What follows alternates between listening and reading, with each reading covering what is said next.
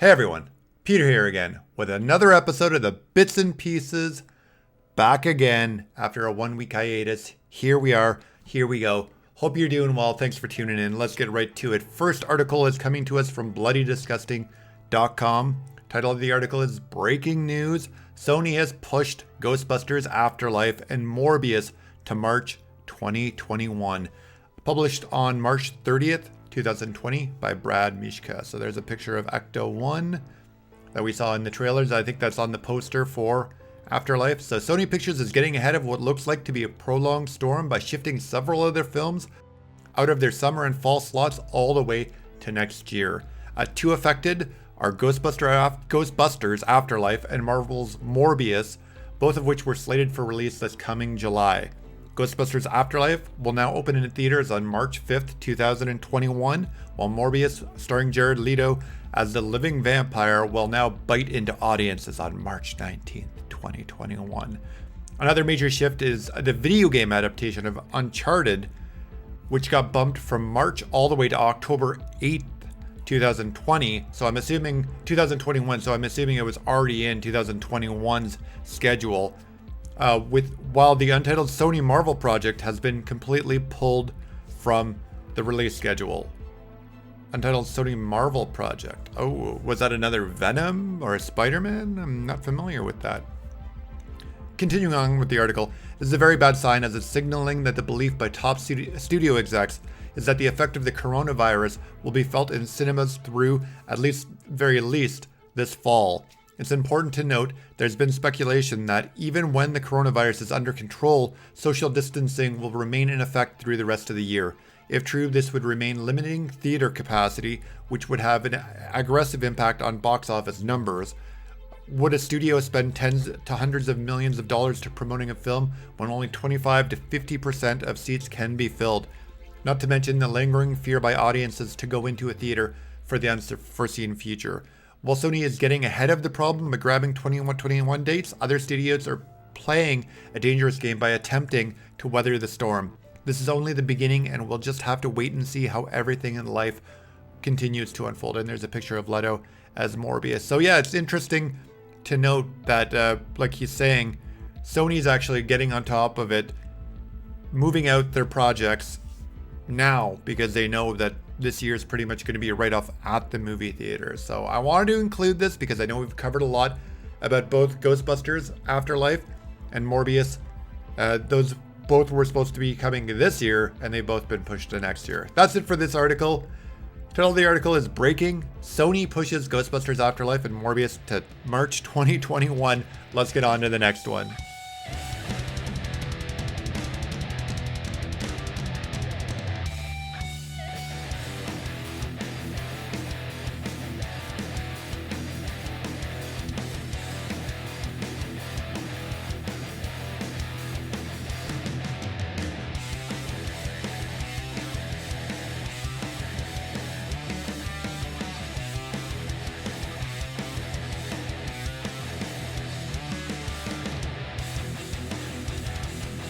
All right, and here we are with the next article. Now, I've talked a lot about Shudder's version of Creepshow here a lot. Talked about Creepshow 1, not the movie one, the season 1 of the TV show before it was released, as it had been being released and we were watching it, and after the fact and building up to season 2. News of coming of season 2.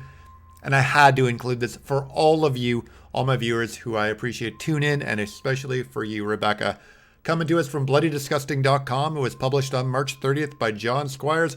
Greg Nictero shares a massive practical spider that'll appear in Creepshow Season 2. So it's a video, but come on. We're not going to watch the video. Let me just close that banner, but do I need to even talk? I don't even need to talk, just freeze frame. Look at that spider. Well, actually, no, I can't move. I was trying to move my hands over to where the spider is, and I can't. I actually have to stay in the box that's on my camera, and I'm not inebriated or under the influence of anything. Let's get on to the article. The first season of Shudder's Creepshow is headed to Blu-ray in May. I didn't cover that. I saw that last week that they're going to put it out on Blu-ray. I might have to pick that up, especially if there's any extras. and a second season is coming soon, though it looks like we're going to have to wait a bit longer than expected. Let's just back up a little bit there. Why is it only coming out on Blu-ray and not DVD? Why always Blu-ray? DVD, I actually still prefer DVD. Call me a boomer, call me whatever you want. Give me DVDs before Blu-rays. The quality of the Blu-ray, at first I was impressed. Now I'm like, I'd rather have DVDs, especially when it comes to making videos. All right, season 2 of Creepshow hadn't yet been dated for premiering, but filming was set to begin this month. Unfortunately, the coronavirus has caused production to shut down for now. But how about a wee little, or actually a pretty damn massive sneak peek today? Spider. Greg Nicotero.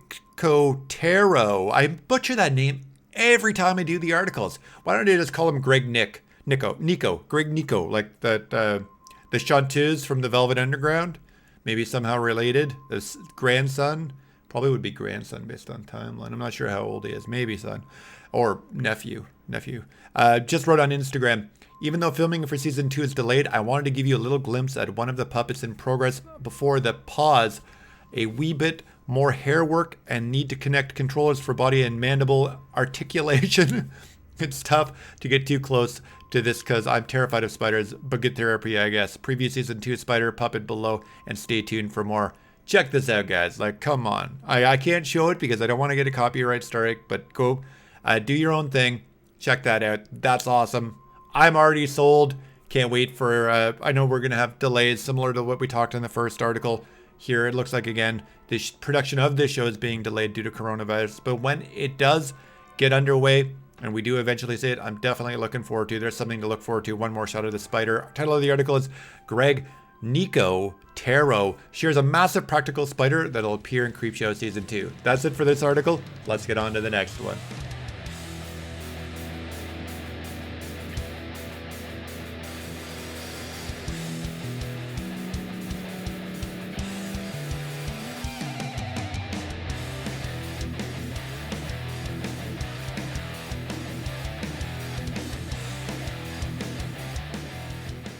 All right, on to the next one. This time to darkuniversehorrordatabase.com. It was published on March 30th, 2020 by Zach Kinney. Freddy Krueger actor Robert Englund ready for a new take on the character. So there's Robert Englund as Freddy. Into the article, the Nightmare on Elm Street franchise has remained dormant since the 2010 reboot, but Robert Englund says he is looking forward to someone else taking on the iconic role of the Springwood slasher Freddy Krueger. Just back that up a little bit, that 2010 reboot. Nix it. I don't even think it, to me, it doesn't exist. The Friday the 13th 2009 reboot is better, and that's saying a lot. There's two good things, three good things. I should do a review. I should talk more about that reboot. There is some highlights in that 2009 Friday the 13th reboot. Derek Mears, number one, as Jason. He is number one. He is the best part of that movie. Anyways, getting sidetracked. Shouldn't be improving. Let's go back to the safety of the article. In an interview with Associated Press Entertainment, Englund admitted it's time for him to move on from the character. I'm too old, he said. I know that everything gets remade eventually. Englund, who's 72, has played the role of Freddy 8 different times during the franchise's run, but hasn't appeared since 2003's film Freddy vs. Jason. He understands taking on the role again would be difficult at his age, comparing the situation to an athlete who can't get out of bed in the morning. And they're not actually talking about the Freddy Krueger TV show, the New Nightmare, the New Nightmares, because New Nightmare was that movie. I'm pretty sure the TV show was called New Nightmares. Even without playing the role of Freddy again, Englund is intrigued with where the franchise goes from here. Got to keep those flubs down to a minimum. Now with the new technologies, films are going to get remade, and because we can do special effects even better and more sophisticated, and I'm kind of looking forward to seeing a new Nightmare film when they can really go crazy with the dream landscape, with the nightmare sequences, using some of the techniques used in Inception or in that old Robin Williams film, What Dreams May Come. Jeebus. I got a case of the flubs in this article. Tune in to the Travel Channel to catch more of his Englund as he hosts the True Terror with Robert Englund series airing Tuesdays. I wanted to talk about this because I saw the news that Freddy Krueger again is saying he's not going to play the role. I didn't know this thing was a thing. The True Terrors with Robert Englund. I don't have the travel channel. I'm going to have to check it out through other methods. But I'm probably going to, and I'll let you guys know what I think. But that's just a quick one. I wanted to cover it. Freddy Krueger actor Robert Englund, ready for new take on character. That's it. Let's get on to the next one.